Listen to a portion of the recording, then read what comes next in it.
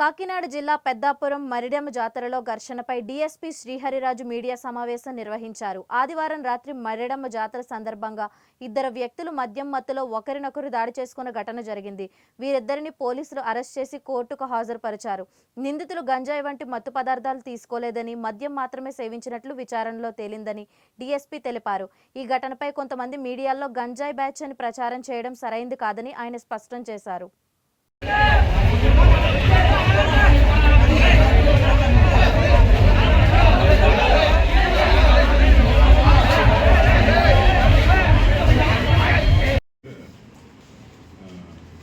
కొట్లాట జరిగింది.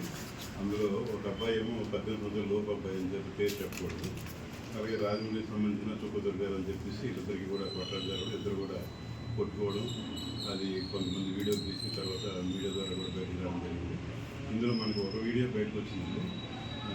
రెండో ఇన్సిడెంట్ కూడా ముందు ఇన్సిడెంట్ ఆ ఇన్సిడెంట్ జరిగింది సార్. వాళ్ళిద్దరిని కూడా ఈరోజు మీడియాలోకి వచ్చిన తర్వాత ఆ వ్యక్తుల మీద ఐడెంటిఫై చేసి ఎంక్వైరీ చేసి 2 కేసులు నమోదు చేసామండి. వాళ్ళిద్దరికి కూడా అరెస్ట్ చేసాము. వాళ్ళిద్దరికి కూడా రిమాండ్ పంపుతామండి. అయితే మా ఇన్వెస్టిగేషన్ ఏంటంటే వాళ్ళు బీర్ తాగినట్టుగా తెలిసింది. అంతేగాని గంజాయి కానీ లేకపోతే మాదక ద్రవ్యాలు కానీ ఇలాంటిది కూడా మా దృష్టికి రాలేదు. అలాగే వారి యొక్క నేర చరిత్రను పరిశీలిస్తే గతంలో కూడా వారి మీద ఏ కేసులు లేవు, ఏ రకమైన కేసులు కూడా వారి మీద లేవు. ఆ విషయం పత్రికాముఖంగా తెలియజేయాలని చెప్పేసి ఈరోజు ఈ ప్రెస్ మీట్ పెట్టడం జరిగింది.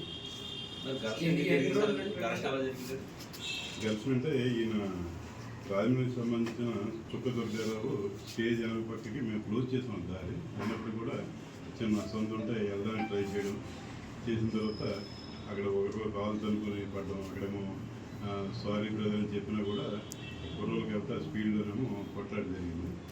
అక్కడ ఈ చుక్క దుర్గారావునేమో కొట్టడం జరిగింది. ఆ చుక్క దుర్గారావు ఏంటంటే ఆయన కూడా రిటాలియేషన్గా ఆయన కూడా ఇటుతో బాధలు ఇవన్నీ జరిగింది. ఇంజరీస్ అయితే ఇంటివై బెటర్ కూడా ఇంజరీస్ ఉన్నాయి, మేజర్ ఇంజరీస్ అయితే కాదు. కాబట్టి ఆ కేసును ఆ రకంగా దర్యాప్తు చేస్తున్నాము. రిమాండ్కి పంపిస్తున్నామండి.